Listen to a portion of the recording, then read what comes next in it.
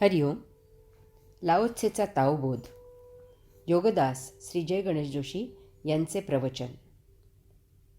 2 ओळीमधील अर्थ. भाग 1. श्री ज्ञानेश्वर माऊलींना महाविद्वान प्रगाढ पंडित असलेल्या श्री चांगदेवांनी कोरे पत्र पाठवले. कारण पत्राचा मायना काय लिहावा यावर गाडी अडली. तरीही ते कोरे पत्र श्री निवृत्तीनाथांनी वाचले आणि श्री ज्ञानदेवांना ते वाचायला दिले आणि त्याला उत्तर लिहायलाही सुचवले. त्या कोऱ्या पत्रातील मजकूर श्री निवृत्तीनाथांना उमजला. श्री ज्ञानदेवांनीही तो जाणला आणि त्याला उत्तरही लिहिले. ते चांगदेव 65 म्हणून सुप्रसिद्ध आहे. धन्य ते श्री निवृत्तीनाथ आणि धन्य ते श्री ज्ञानेश्वर माऊली. आणि असा पत्ररूपी प्रसाद मिळालेले धन्य ते श्री चांगदेव. सर्वसाधारणपणे असे मानले जाते, असा गैरसमज आहे की शब्द हे एकमेकांचे विचार, भावना व्यक्त करायचे, आदानप्रदान करायचे फार प्रभावी साधन आहे. यामुळे शब्द व्यक्त झाले की चर्चा सुरू होते, मते मतांतरे व्यक्त केली जातात आणि वाद होतात. परंतु वास्तवात शब्द पोकळ बुडबुडा असतात. शब्द हे एक निमित्त आहे. त्यांचे फुलोरे उडवून असत्य भाव व्यक्त करता येतात. वाङ्मयीन शब्दांचा उपयोग करून तोंड देखली भरपूर स्तुती करता येते, बेगडी प्रेम करता येते, चुकीचा संदेश देता येतो. अशा प्रकारे शब्दाने निर्माण झालेले प्रत्यक्ष या उलट आचरणाने क्षणार्धात पुसून टाकले जाते. कारण शब्दांमुळे व्यक्त झालेले मुळातच भ्रामक मिथ्या असते. यास्तव जीवनातील वास्तव लाओत्से येथे समजावून देत आहे की शब्दाने जर काही व्यक्त होत असेल तर त्या शब्दाने जे काही व्यक्त होते ते त्याच्या विपरीत व्यक्त होते.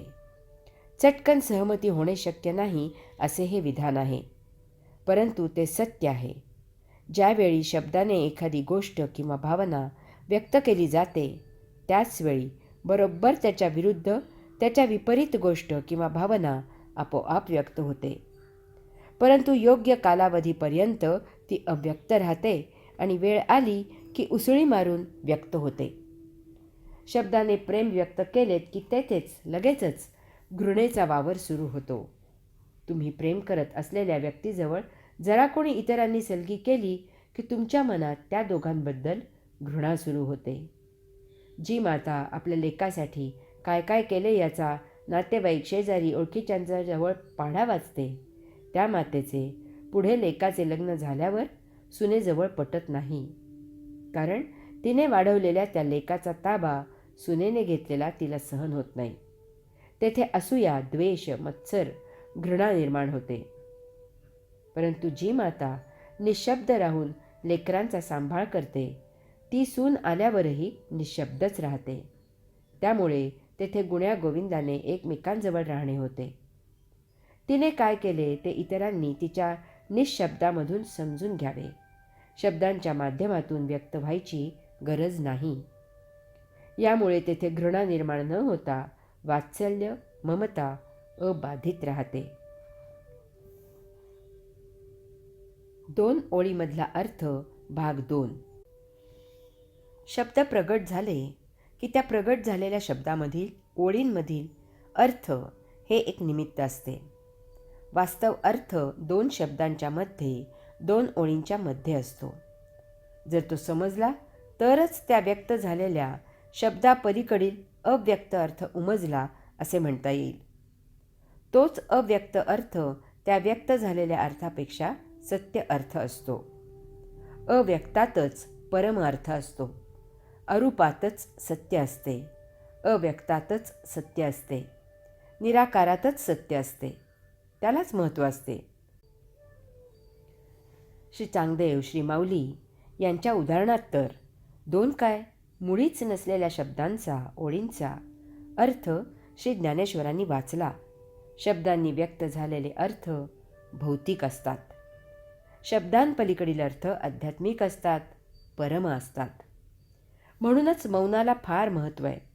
बडबड करणारीपेक्षा मौन राहत असलेली चाणाक्ष महिला नवऱ्याला बरोबर वठणीवर आणि काबूत ठेवते. आणि आपल्या मनासारखे करून घेते. शब्द हे एक निमित्त आहे.